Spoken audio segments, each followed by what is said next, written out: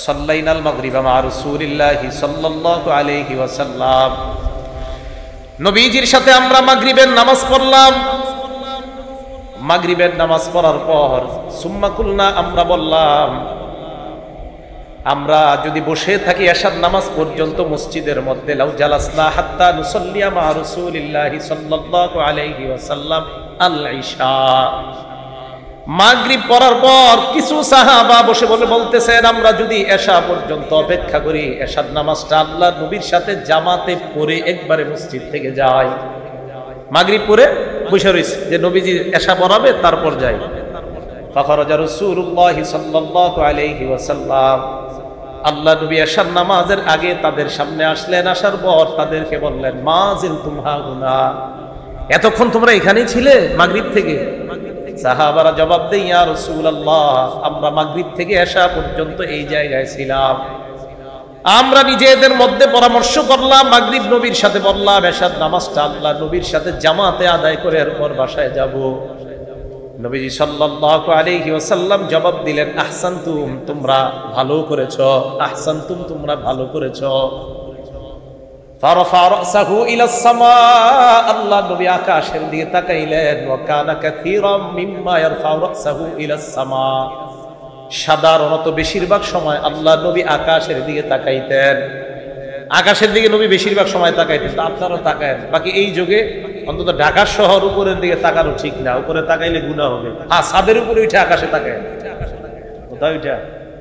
তাদের কেন তাকাইবেন না তাকাইবেন এ বিষয়ে আলোচনা এখন আর বিষয় না। তো বলতাম, আর নজরু সাহমুন মিন সিহাম ইবলিস, নজর কুদৃষ্টি হলো ইবলিসের একটা তীর, এই তীর দিয়ে আপনাকে শেষ করে দেবে। তো এই জন্য বর্তমান যুগে আবার উপরে তাকাইতে সাবধান। তো যদি ছাদে যায় উপরে তাকান তো ঠিক আছে, নবী তাকাইতেন তাই আপনিও ছাদে গিয়ে তাকান, তাহলে ঠিক আছে। রাসূল আকরাম সাল্লাল্লাহু আলাইহি সাল্লাম বেশিরভাগ সময় উপরে তাকাইতেন। তো নিয়ম অনুযায়ী নবীজি উপরে তাকায় রইলেন। এইভাবে হঠাৎ আল্লাহ নবী বলেন, সাহাবাদের দল, আন-নুজুমু আমানাতুন লিস-সামা, আকাশ ততদিন নিরাপদ যতদিন এই নক্ষত্রগুলা থাকবে, ততদিন আকাশটা নিরাপদ। ফাইদা যাহাবাতিন নুজুম, নক্ষত্রগুলা যখন শেষ হয়ে যাবে, নক্ষত্র যখন বিদায় নিয়ে নিবে, আকাশ থেকে নক্ষত্র যদি উদাও হয়ে যায়, নক্ষত্রগুলো যদি আল্লাহ শেষ করে দেয়, নবীজি বলেন তাহলে আসমান আর থাকবে না, আসমানও ধ্বংস হয়ে যাবে। আতাস-সামা আমা তুআদু, আসমানের যেই ওয়াদা, ওই ওয়াদা আসমানের কাছে আসবে, মানে কিয়ামত হয়ে যাবে। এরপর আল্লাহ নবী বলেন, আনা আমানাতুল লি আসহাবি, সাহাবারা শোনো, আকাশের রক্ষা কবচ যেমন আকাশের নক্ষত্রগুলা, তোমরা সাহাবারা যারা আছো তোমাদের রক্ষা কবচ আমি নবী মুহাম্মদ সাল্লাল্লাহু আলাইহি ওয়াসাল্লাম। আমি যতদিন তোমাদের মাঝে আছি তোমরা নিরাপদ। ফাইদা যাহাবতু আতা আসহাবি মা ইউআদুন, আমি যদি চলে যাই আমার সাহাবাদের কাছে একের পর এক বিপদ আর পরীক্ষা আসতেই থাকবে, সাহাবাদের মাঝে ইখতিলাফের পরীক্ষা আসতেই থাকবে, আল্লাহ নবী জানায়া দিলেন। এরপর নবী বললেন, ও আসহাবি আমানাতুন লি উম্মতি, আমার সাহাবারা আমার উম্মতের জন্য নিরাপত্তার রক্ষা কবচ। ফাইদা যাহাবা আসহাবি, আমার সাহাবারা যদি দুনিয়া থেকে বিদায় নিয়ে নেয়, আতা উম্মতি মা ইউআদুন, আমার উম্মতের উপর গজব বালা মুসিবত আসতেই থাকবে, উম্মত যেন কিয়ামতের জন্য প্রস্তুত হয়ে যায়। হাদিসের মাধ্যমে নবী বুঝায়, সাহাবারা আমার উম্মতের জন্য নিরাপদ, সাহাবারা আমার উম্মতের জন্য নিরাপত্তার রক্ষা কবচ। নবী বললেন সাহাবারা আমাদের জন্য নিরাপত্তার কারণ, আর ওই সাহাবাদেরকে আমরা সমালোচনার পাত্র বানাই, এটা কি ইনসাফ না জুলুম? কথা বুঝে আসছে সবার? তাহলে আল্লাহ সন্তুষ্ট, আল্লাহ প্রশংসা করছে, আল্লাহ সাহাবাদেরকে নির্বাচিত করছে। নবীজি বললেন সাহাবারা এই উম্মতের জন্য রক্ষা কবচ। তাহলে এই সাহাবাদেরকে আমরা সমালোচনার পাত্র বানানোটা এটা জুলুম, এটা ইনসাফ না।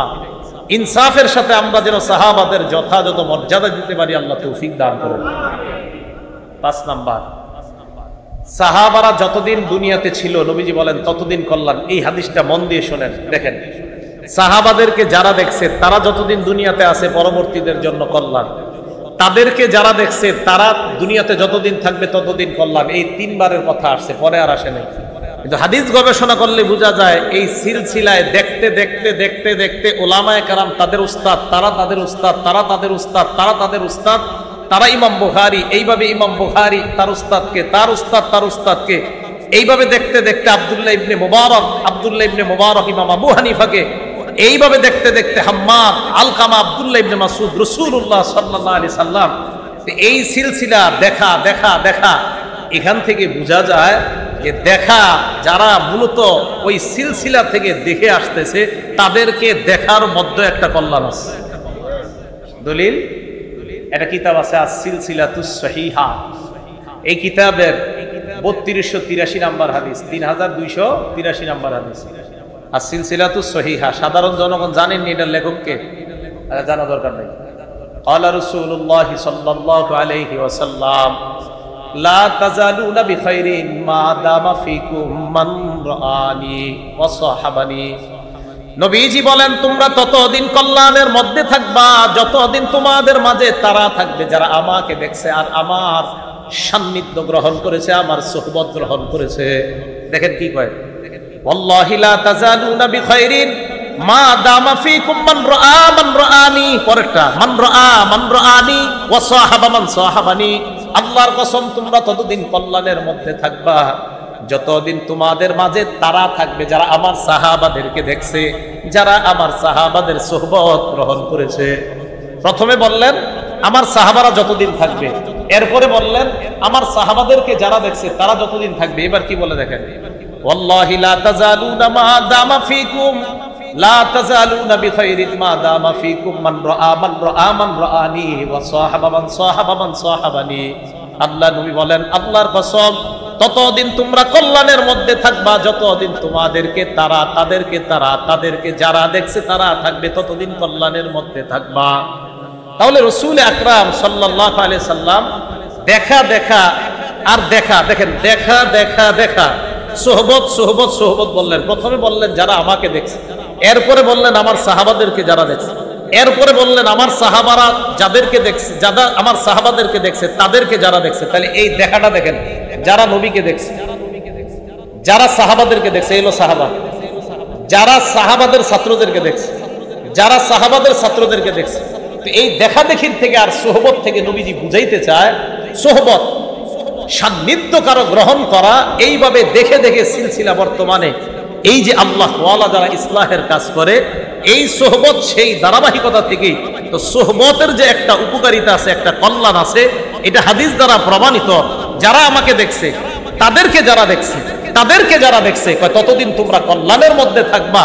এই দেখা আর সংস্রব সোহবত থেকে বোঝা যায় আল্লাহ ওয়ালা উলামাদের সোহবত সংস্রব, আর তাদেরকে দেখলে একটা কল্যাণ আল্লাহর থেকে পাওয়া যায়। তো রাসূল আকরাম সাল্লাল্লাহু আলাইহি সাল্লাম এক নম্বরে সাহাবাদের কথা বললেন, তাহলে সাহাবারা কল্যাণ। বিসমিল্লাহ। এখন আমি আপনাদের কাছে জানতে চাই, খুব বুঝের, আপনারা সাধারণ জনগণ বুঝারই কথা, আর আমি অমনি কথা বলি। সাহাবাদেরকে যারা দেখছে, তাদেরকে যারা দেখছে, তাদেরকে যারা দেখছে, তো দেখতে দেখতে বর্তমান যুগ পর্যন্ত মানুষগুলো আছে না বলেন? তাহলে এই যুগে ওই সিলসিলার যারা আছে, তাহলে তাদের দিকে দেখলে একটা উপকারিতা আছে না নাই? তো এই যুগে কারা? উলামায়ে কেরাম। কারা বলেন তো? উলামায়ে কেরাম, হক্কানি রব্বানি আল্লাহ ওয়ালা উলামায়ে কেরাম। এই জন্য তাদের সান্নিধ্যে যাবেন, এই ইসলামী মাহফিলগুলোতে বেশি অংশগ্রহণ করার চেষ্টা করবেন। আল্লাহ তৌফিক দান করেন। সাহাবাদের মর্যাদা রক্ষা করার হুকুম করেছে নবীজি সাল্লাল্লাহু আলাইহি সাল্লাম। সাহাবাদের মর্যাদা রক্ষা করার জন্য নবীজি হুকুম করেছেন। ইবনে মাজাহ কিতাবের নাম, হাদিস নাম্বার 2363 নাম্বার হাদিস। ক্বালা রাসূলুল্লাহ সাল্লাল্লাহু আলাইহি ওয়াসাল্লাম, আল্লাহ নবী বলেন ইহফাজু ফি আসহাবি সুম্মাল্লাযীনা ইয়ালুনাহুম সুম্মাল্লাযীনা ইয়ালুনাহুম। আমার সাহাবাদের মর্যাদা তোমরা সংরক্ষণ করবা, আমার সাহাবাদের মর্যাদা তোমরা হেফাজত করবা। এরপর যারা তাদের মর্যাদা তোমরা রক্ষা করবা। এরপর কারা? যারা সাহাবাদেরকে দেখেছে। সাহাবাদেরকে কারা দেখেছে? ইমাম আবু হানিফা দেখছে। কে দেখছে? রহমতুল্লাহ আলাইহি। কে দেখছে বলেন? আল্লাহ নবী কয় তাদের মর্যাদা রক্ষা করবা, আমার সাহাবাদের মর্যাদা রক্ষা করবা।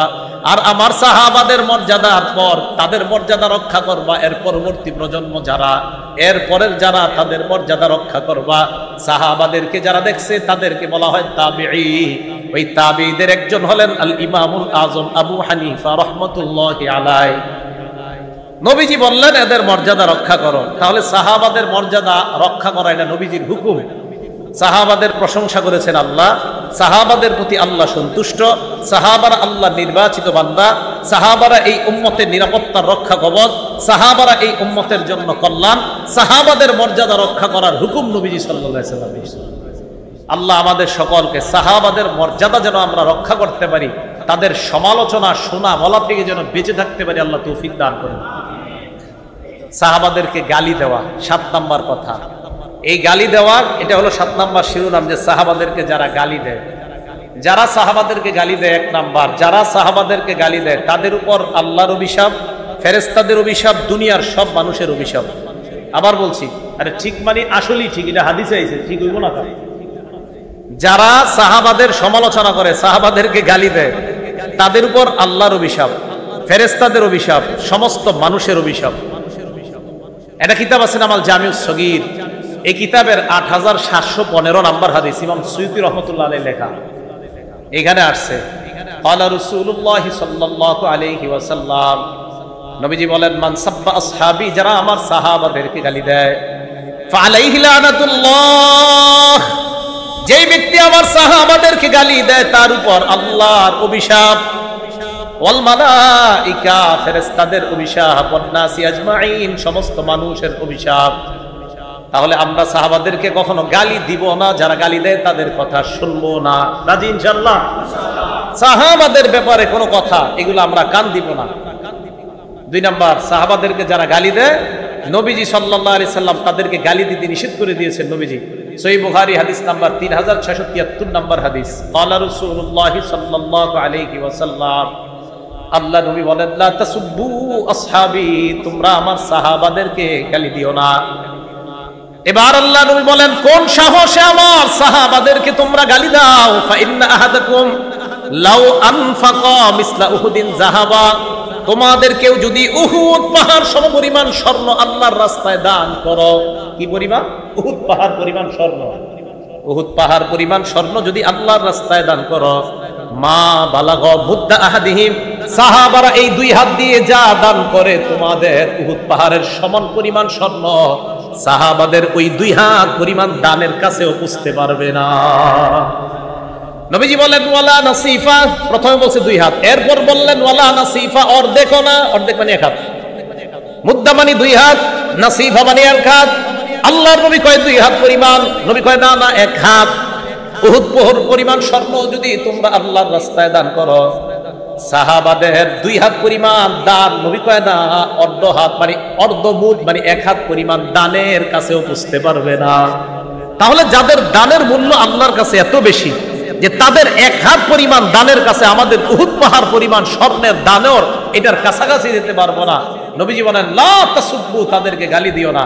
তো সাহাবাদেরকে যারা গালি দেয়, তাদের যে মজলিসে গালিগুলা হয়, এই সমস্ত মজলিসে যাবো না, বসবো না, শুনবো না। আল্লাহ তৌফিক দান করেন। 3 নাম্বার, সাহাবাদেরকে গালি দেওয়া এটা স্পষ্ট ভাবে নিষেধ।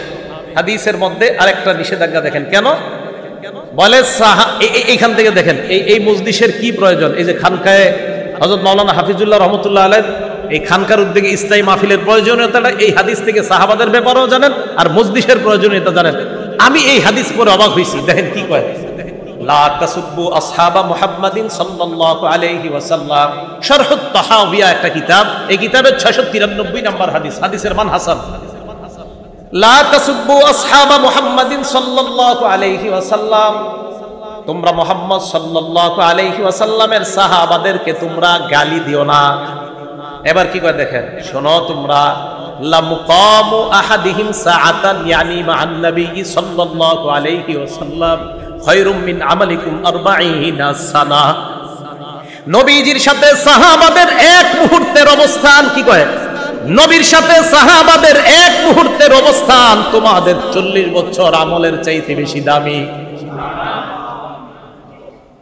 তাহলে আল্লাহওয়ালাদের সাথে অবস্থানের দাম আছে না নাই? এই দেখেন, আমি অবাক হয়ে গেছি হাদিসে যে অবস্থান, আল্লাহওয়ালা মানে বসে রয়েছে নবীর সাথে সাহাবা, কয় সাহাবা নবীর সাথে বসে থাকার 1 মুহূর্তের বসে থাকাটা তোমাদের 40 বছর আমলের চেয়ে বেশি দামি। তাহলে বোঝা যায় এখান থেকে যে আল্লাহ ওয়ালাদের সাথে বসে থাকাটাও একটা ফায়দা, উপকারিতা। আপনি অনেক মুরব্বী আল্লাহওয়ালা আছে যাদের কথা বোঝা যায় না, দরকার নাই বোঝা যাওয়া, এমনি বসে থাকবেন।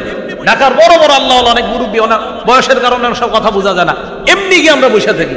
কেন বসে থাকি? এই সমস্ত হাদিসের কারণে, যে ওনাদের মজলিসে বসে থাকাটাও এটা আল্লাহর পক্ষ থেকে একটা গনিমত, একটা নিয়ামত। তো দেখেন হাদিসের মধ্যে আছে যে সাহাবায়ে কেরাম নবীর সাথে কিছু মুহূর্ত কাটানো, এটা তোমাদের 40 বছর ইবাদতের চাইতে বেশি দামি।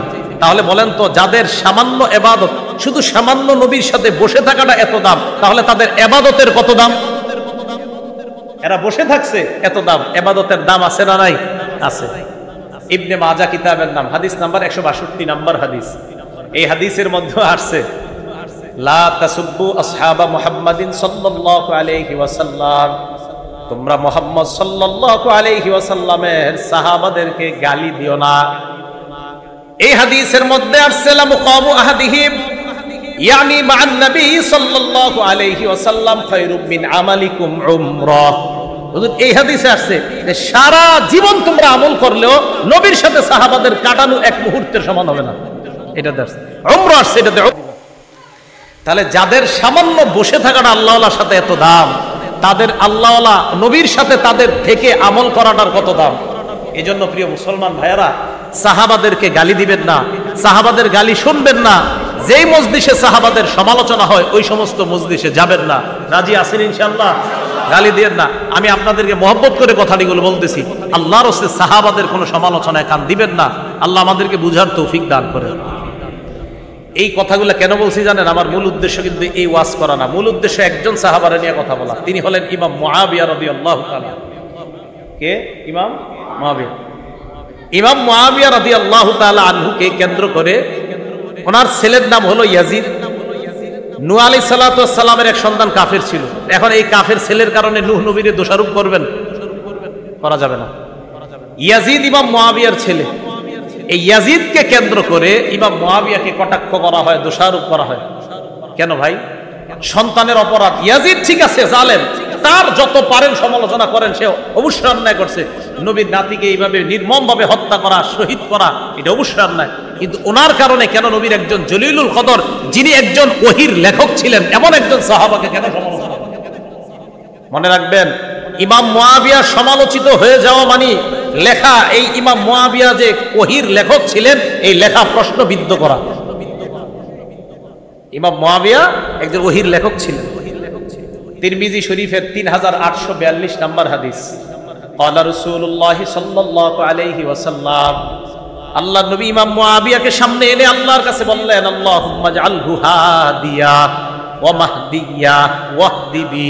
আল্লাহর কাছে বললেন, আল্লাহ ইজআলহু হাদিয়া, আল্লাহ আপনি তাকে পথ প্রদর্শক বানান, অন্য মুসলমানদেরকে যেন হেদায়েতের পথ দেখায় এমন একজন মুআবিয়াকে আপনি বানান। এরপর বললেন মাহদিয়া, মুআবিয়াকে আপনি হেদায়েত প্রাপ্ত বানান। এরপর বললেন ওয়াহদি বিহি, এই মুআবিয়ার মাধ্যমে অন্যান্য মানুষকে আপনি হেদায়েত দান করে দেন।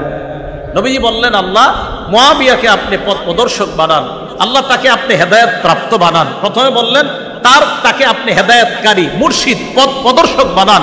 এরপর বললেন আল্লাহ তাকেও আপনি হেদায়েত প্রাপ্ত বানান। এরপর তার মাধ্যমে আল্লাহ আপনি মানুষের হেদায়েত দান করেন। এই দোয়াটা নবীজি করছেন। তো যার হেদায়েতের দোয়া স্বয়ং নবীজি সাল্লাল্লাহু আলাইহি সাল্লাম যাকে হাদি বললেন, যাকে মাহদি বললেন, যাকে হেদায়েত প্রাপ্ত বললেন, আমি আপনি কেন তাকে সমালোচিত করব? বলেন, ইয়াজিদকে অবশ্যই তার ব্যাপারে আলোচনা করবেন, কোনো সমস্যা নাই, কিন্তু তাকে কেন্দ্র করে আল্লাহ রাসূলের একজন সাহাবাকে সমালোচনা, এটা আমরা শুনবো না, এটাতে কানও দিব না, এই ব্যাপারে জানার আগ্রহ পেশ করব না যে হুজুর মুআবিয়া কি এটা ঠিক করছে, এই প্রশ্নও তুলবেন না। ইয়াজিদকে নিয়ে প্রশ্ন তুলবেন, ইমাম মুআবিয়াকে নিয়ে প্রশ্ন তোলা যাবে না। বুঝছে সবাই ইনশাআল্লাহ? আল্লাহ আমাদের সকলকে এই কথাগুলো যেন বুঝে শুনে আমরা সবসময় মাথায় রেখে সাহাবার সমালোচনা থেকে বেঁচে থাকতে পারি, আল্লাহ তৌফিক দান করেন।